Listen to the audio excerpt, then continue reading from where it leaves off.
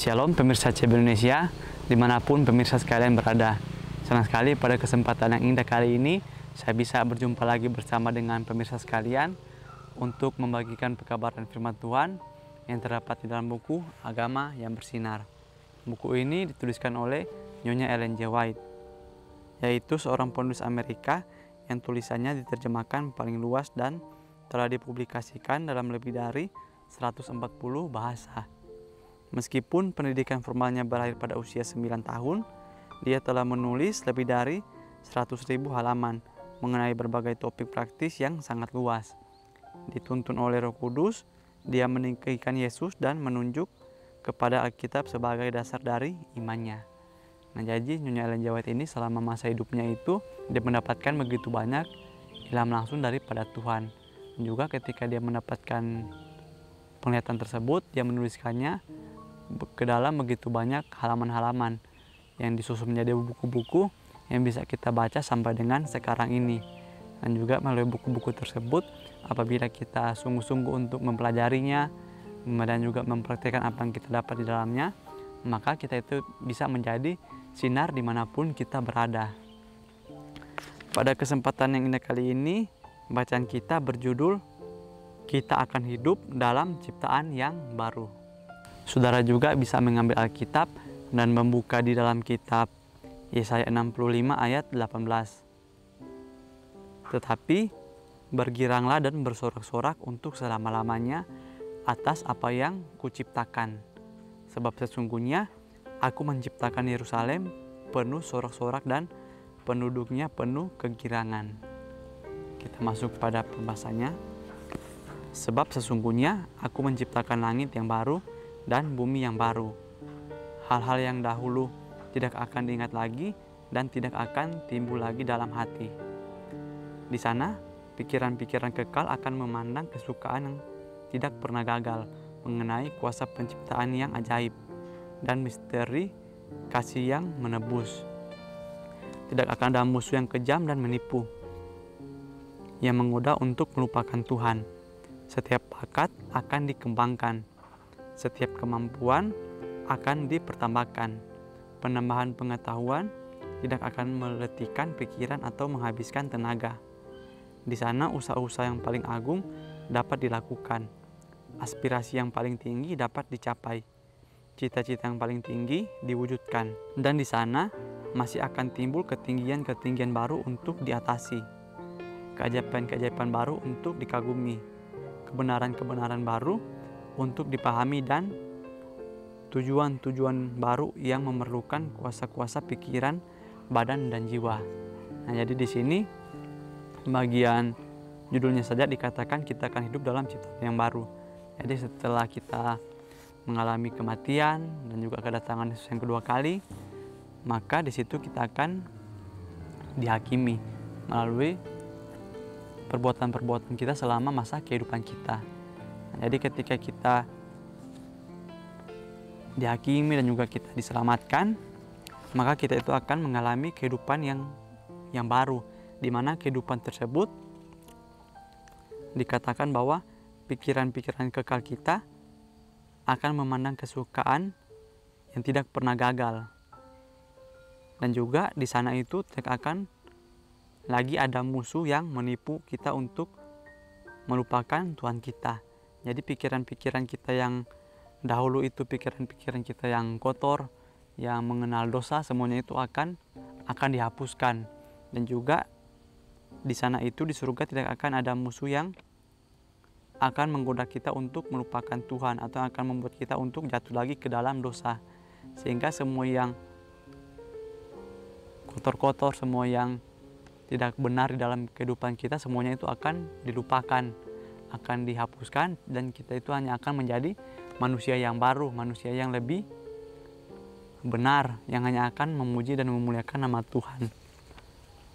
Di sini dikatakan bahwa di sana itu penambahan pengetahuan tidak akan meletihkan pikiran atau menghabiskan tenaga. Luar biasa sekali ya.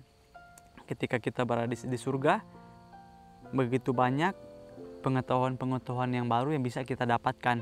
Tetapi semua hal tersebut tidak akan membuat kita menjadi lelah atau menjadi kurang bersemangat.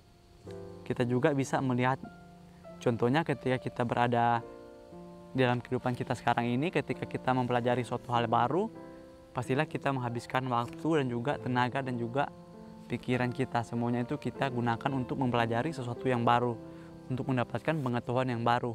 Tetapi apabila kita berada di surga, kita menjadi ciptaan yang baru, maka ketika kita mempelajari pengetahuan yang baru, pengetahuan yang benar dari Tuhan, semuanya itu tidak akan membuat kita merasakan lelah dan juga tidak akan menghabiskan tenaga kita.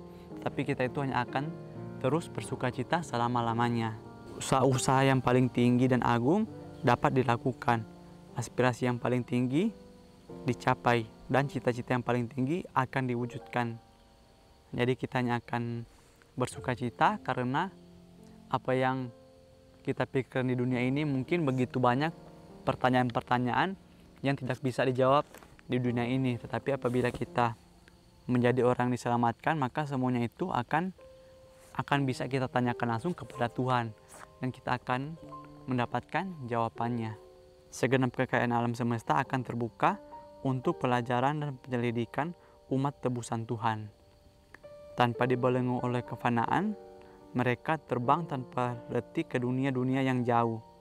Dunia-dunia yang terharu dalam kesedihan menyaksikan penderitaan manusia, dan yang menyanyikan nyanyian kesukaan karena mendengar kabar penembusan jiwa-jiwa. Dengan kesenangan yang tak terkatakan, anak-anak dunia ini berbaur ke dalam sukacita dan hikmat makhluk-makhluk yang tidak jatuh itu. Mereka saling membagikan kekayaan, pengetahuan, dan pengertian yang diperoleh dari segala zaman di dalam merenungkan pekerjaan tangan Tuhan. Dengan penglihatan yang tidak samar-samar, mereka memandang kemuliaan ciptaan, matahari-matahari, bintang-bintang, dan sistem-sistem yang semuanya dalam aturan yang ditentukan mengelilingi tata Tuhan. Di atas segala-galanya, mulai dari yang paling kecil sampai kepada yang paling besar, dituliskan nama Khalik. Dan di dalam segala sesuatu, kekayaan kekuasaannya dinyatakan. Alfa dan Omega jilid 8 halaman 715. Nah, selanjutnya ketika kita menjadi salah satu dari orang-orang yang diselamatkan, maka kita itu akan mempelajari segenap kekayaan alam semesta ini, dan kita tidak akan pernah merasakan lelah. Di sini juga dikatakan bahwa ternyata ciptaan Tuhan itu bukan hanya kita saja di dunia ini, tetapi ada juga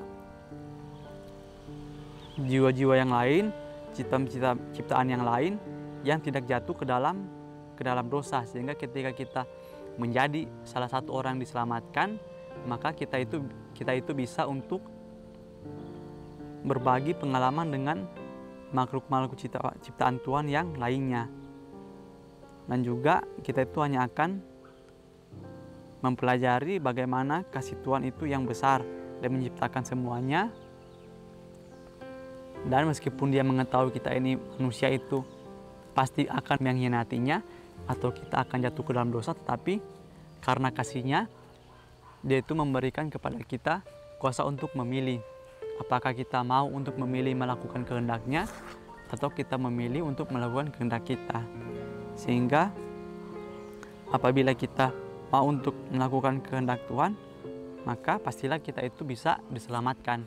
Begitu juga sebaliknya, ketika kita memilih untuk melakukan kehendak kita yang dimana kita melawan kehendak Tuhan, pastilah kita sudah mengetahui apa yang akan kita dapatkan ke depannya nanti. Dengan penglihatan yang tidak samar-samar, mereka memandang kemuliaan ciptaan Tuhan, yaitu matahari-matahari, bintang-bintang, dan sistem-sistem yang semuanya dalam aturan yang ditentukan mengelilingi tata Tuhan. Jadi ketika kita menjadi ciptaan yang baru, kita itu bisa melihat seluruh alam semesta ini. Semua yang Tuhan ciptakan yang mungkin sekarang ini tidak bisa kita bayangkan, pastilah kita akan melihatnya. Di sana juga itu dikatakan bahwa semua ciptaan Tuhan mulai dari yang terkecil sampai yang paling terbesar dituliskan nama Khalik, dan di dalam segala sesuatu kekayaan, kekuasaannya dinyatakan. Jadi semuanya ketika kita melihat sekeliling kita, maka kita akan melihat semuanya ini adalah ciptaan Tuhan, dan kita itu akan terus bersyukur karena kita ini bisa menjadi orang-orang yang diciptakannya, dan juga kita bisa menjadi salah satu dari orang-orang yang selamat.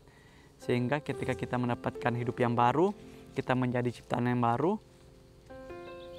kita itu hanya akan bersyukur, dan juga kita akan meninggalkan pikiran-pikiran kita dan juga kehidupan kita yang lama, kehidupan yang tidak seturut dengan kehendak Tuhan.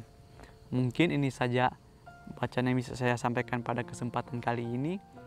Kiranya melalui bacaan kita kali ini, kita itu bisa menjadi ciptaan yang baru di dunia ini, yaitu menjadi pribadi yang lebih baik lagi daripada hari kemarin. Sampai bertemu lagi di pembahasan-pembahasan berikutnya. Saya bawa dalam nama Tuhan Yesus. Terima kasih. Amin. Tuhan Yesus memberkati.